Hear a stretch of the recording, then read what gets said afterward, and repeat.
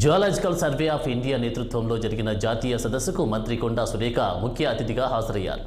ZSI నూతన publications fauna of Kawal tiger reserve of river Godavari పుస్తకాలను మంత్రి సురేఖ ఆవిష్కరించారు. ఈ సందర్భంగా మంత్రి సురేఖ మాట్లాడుతూ అమరాబాద్ కవ్వాల్ టైగర్ రిజర్వ్ ప్రాజెక్టులపై ప్రచురించిన పుస్తకాలు తెలంగాణ అటవీ శాఖకు ఎంతో ఉపయోగకరంగా ఉంటాయని అన్నారు. గోదావరి నదిలో చేపిన స్థితిగతులను, అంతరించిపోతున్న చేపల జాతులను తెలుసుకోవడంలో ఉపయోగపడుతూ ఈ ప్రచురణలు ఎంతో ఉపయోగకరంగా ఉన్నట్టు ఆమె తెలిపారు.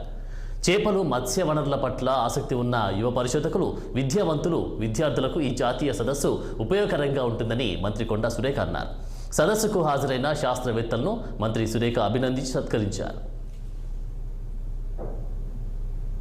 జరిగినటువంటి వర్క్షాప్ ఏదైతే ఉందో ఫిష్ ఏ విధంగా కాపాడుకోవాలి, ఫిష్లో ఎన్ని స్పీసీస్ ఉంటాయి, దానికి సంబంధించినటువంటి సైంటిస్ట్స్ కానీ స్కాలర్స్ కానీ ఇక్కడికి రావడం జరిగింది. 2 డే వర్క్షాప్ ఇక్కడ వాళ్ళు నిర్వహించడం జరిగింది. ఆ 2 డే వర్క్షాప్లో చాలామంది ఎక్స్పీరియన్స్డ్ సైంటిస్టులు, వాళ్ళ సీనియర్స్ చాలా వాళ్ళ సలహాలు, సూచనలు ఇవ్వడమే కాకుండా ఒక 3 బుక్స్ కూడా ఈరోజు మనకు రిలీజ్ చేయడం జరిగింది.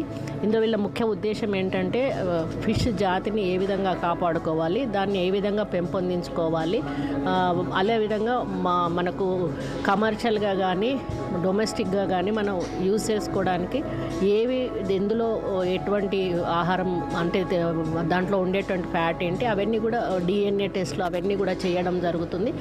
ఏ ఏరియాలో ఎటువంటి చేపలు పెంచవచ్చు అనేది కూడా వాళ్ళు చెప్పడం జరుగుతుంది. దీనివల్ల చాలా అవగాహన వస్తుంది ప్రజల్లో కూడా, మనం దాన్ని పెంపొందించుకునే అవకాశం కూడా ఉంటుంది.